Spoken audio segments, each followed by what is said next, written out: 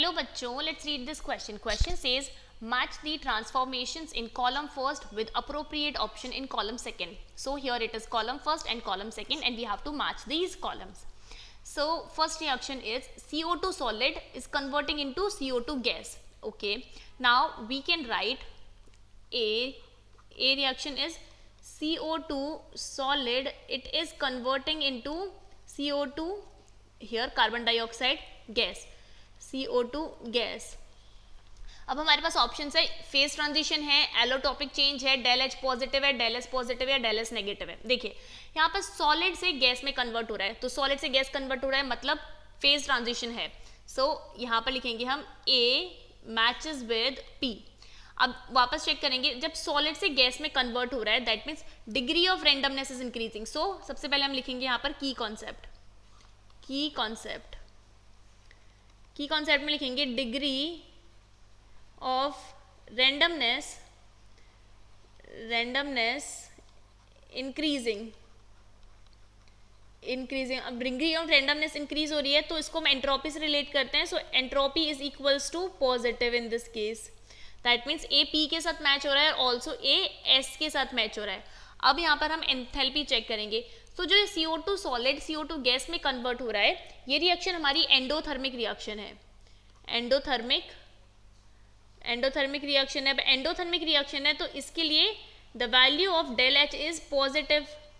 So value of del H is positive, that means P S और we can write here are.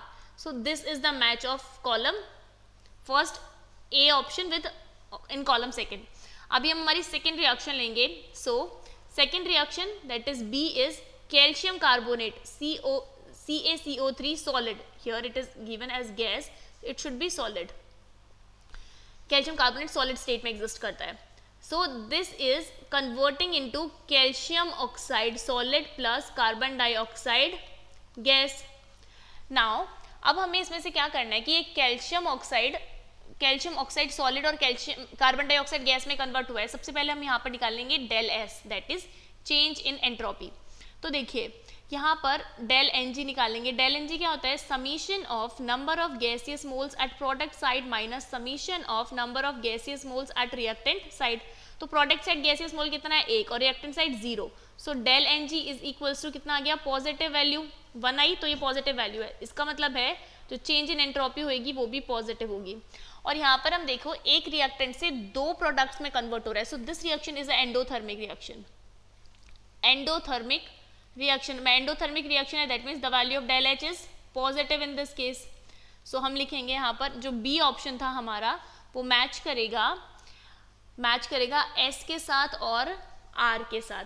अभी हम third वाली बात करते हैं थर्ड रिएक्शन के लिए. सो थर्ड रिएक्शन है हमारी that is C. 2 hydrogen radicals are converting into H2 gas. देखिए हम एंट्रोपी में बात करते हैं डिग्री ऑफ रेंडमनेस की, तो यहाँ पर 2 मोल्स थे जो 1 मोल में कन्वर्ट हो रहा है. That means degree of randomness is decreasing here in this case. So del S is equals to negative. This is negative. So we will write here the C option matches with T. अब हम बात करते हैं D की. D क्या बोल रहा है कि जो फॉस्फोरस व्हाइट था जो कन्वर्ट हो रहा है फॉस्फोरस रेड के अंदर. डी है फॉस्फोरस व्हाइट सॉलिड कन्वर्ट हो रहा है फॉस्फोरस रेड सॉलिड में. तो फॉस्फोरस रेड और फॉस्फोरस व्हाइट दोनों ही क्या हैं? ये एलोट्रॉप्स हैं फॉस्फोरस के. Allotropes of phosphorus. That means यहाँ पर क्या हो रहा है? एलोट्रॉपिक चेंज हो रहा है क्योंकि व्हाइट फॉस्फोरस हमारा रेड फॉस्फोरस में कन्वर्ट हो रहा है. So this is a allotropic change. So we can write here this D option matches with, here we can see D option matches with Q, allotropic change. So these will be the correct matches for this question. Hope you understood it well. Best of luck and thank you.